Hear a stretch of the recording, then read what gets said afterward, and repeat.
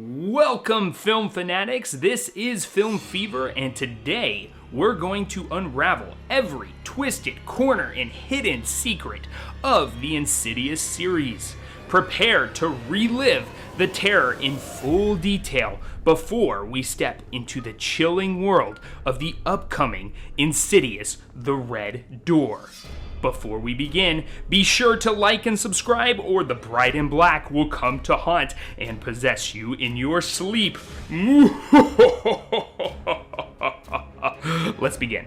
Insidious is a 2010 horror film directed by James Wan, written by Leigh Whannell, and starring Patrick Wilson, Rose Byrne, Lynn Shay, and Ty Simpkins.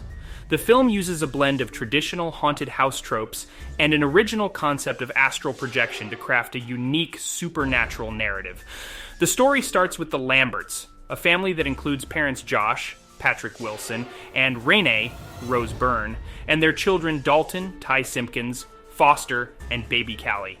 They move into a new home, and almost immediately, strange and unexplained events start happening. One day, Dalton, who has a proclivity for adventurous exploration, falls into a mysterious coma after investigating a strange noise in the attic and falling off a ladder. His doctors can't explain his condition.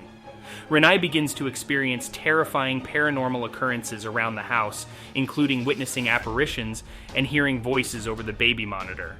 Convinced that their house is haunted, the family decides to move. However, the phenomena follow them, proving that it is not the house that's haunted, but their son Dalton.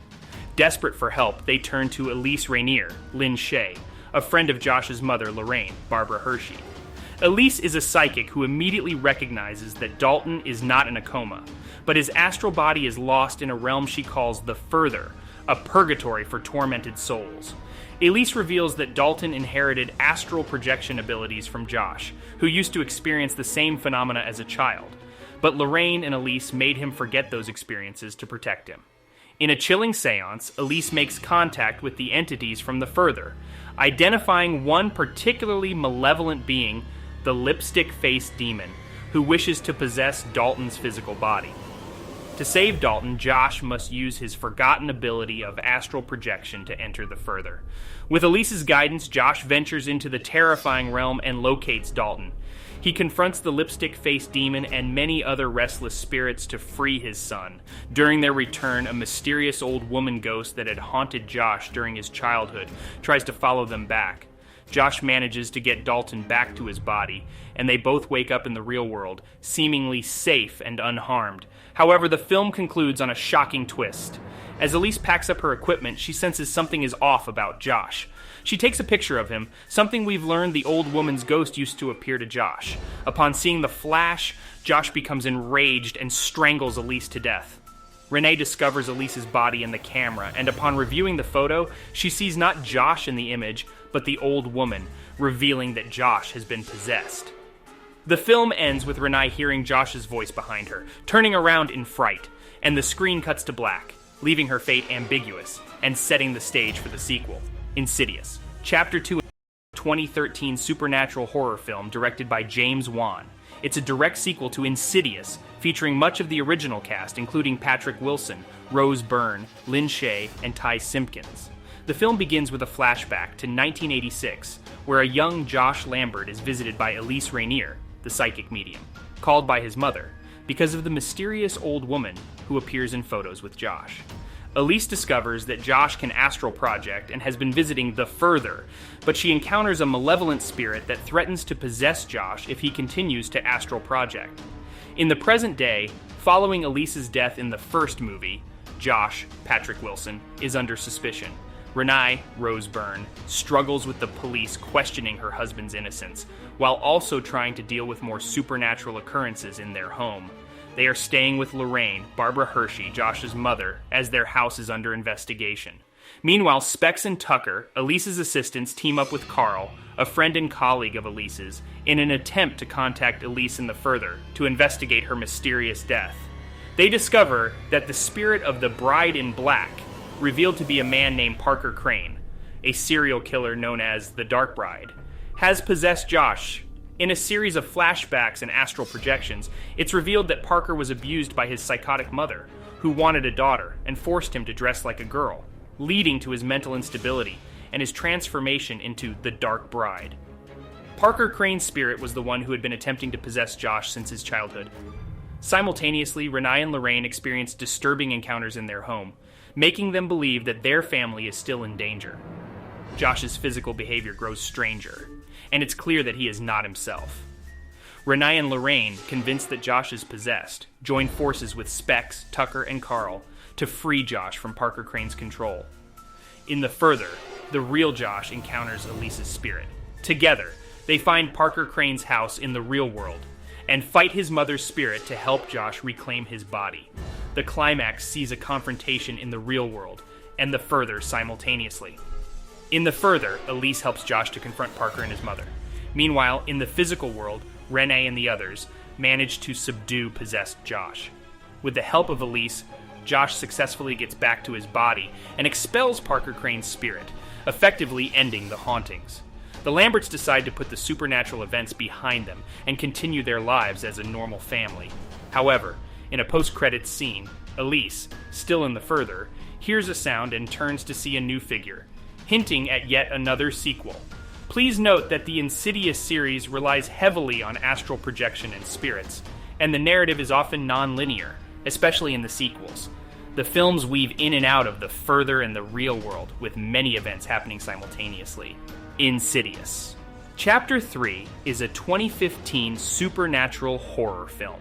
It is a prequel to the first two films and focuses on a different family encountering supernatural phenomena. The film starts with a teenage girl named Quinn Brenner, Stephanie Scott, who approaches psychic Elise Rainier, Lin Shaye, for help in contacting her deceased mother, Lilith. Elise, still grieving over her husband's death, is hesitant but tries to help. However, she stops when she senses a malevolent entity and warns Quinn not to make contact with the dead on her own.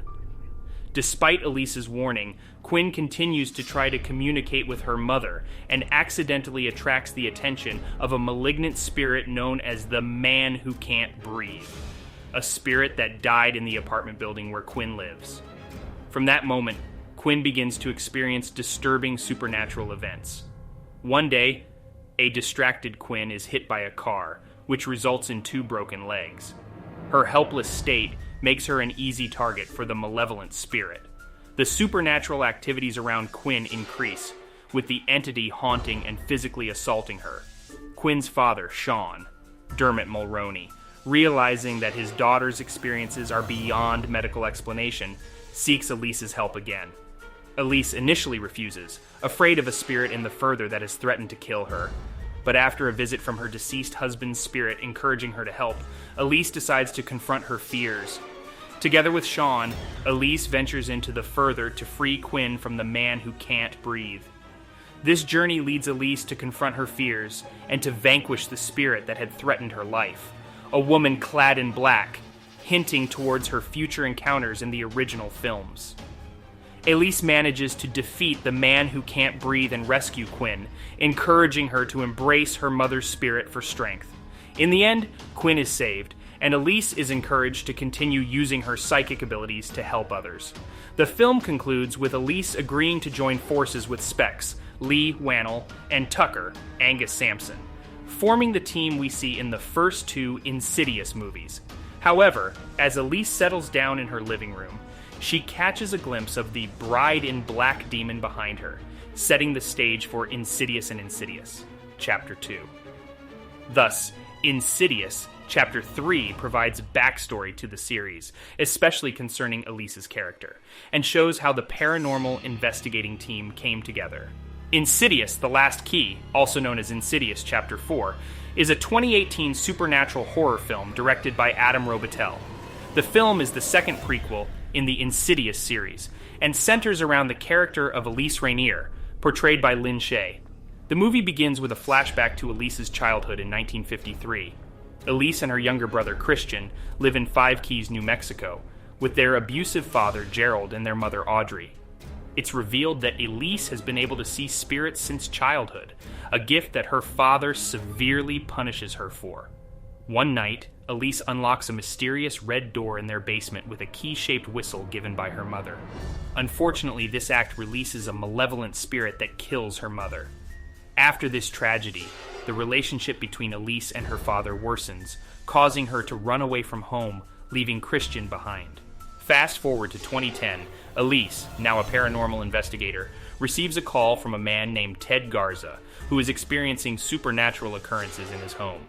This house turns out to be Elise's old family home. Despite her initial hesitation, Elise decides to help Garza, accompanied by her team members Tucker and Specs. Upon returning to her childhood home, Elise starts experiencing flashbacks of her past and encounters various spirits, including the one she accidentally released as a child, a demon she dubs Keyface. Keyface has the power to sever the tongues and voices of its victims, making them powerless. Elise also discovers that Garza has been holding a woman captive in the basement. As Elise delves deeper into the house's history, she finds that the spirit was a former prisoner who was executed and had become a malevolent spirit, causing miseries to the house's occupants, including her father. Elise also reunites with her estranged brother Christian and meets her nieces, one of whom, Imogen, also has the ability to contact spirits. In the climax, Keyface kidnaps Imogen and takes her to the Further. Elise follows them, but Keyface tricks Elise by disguising as her mother and stabs Elise, leaving her for dead. Audrey's spirit appears, giving Elise the strength to fight back. Together, Audrey and Elise defeat Keyface and rescue Imogen, reuniting the victims in the Further with their silenced voices. After the confrontation, Elise reconciles with Christian, and she makes peace with her past. Elise, Specs, and Tucker continue their paranormal investigation work, and the film ends with them getting a call about a case in Lorraine Lambert's home, tying it back to the first film. However, as Elise sleeps, she sees a dream about a locked red door, and suddenly, the demon from the first two Insidious movies, the red-faced demon, appears, signaling that her battles with the supernatural are far from over. And that, my fellow movie maniacs, film fever fanatics, all you crazies, is the Insidious series in all its ghastly glory as we anticipate Insidious, the Red Door. One question remains. Are we ready to once again step into the Further? If you enjoyed this trip into the terrifying world of Insidious, be sure to subscribe and hit the bell icon for more detailed recaps. Keep the lights on, folks, and remember, it's not the house that's haunted, it's you. And if you don't subscribe, the bride in black will come to haunt you and possess you in your sleep. So like and subscribe now. Hurry, do it right now, do it.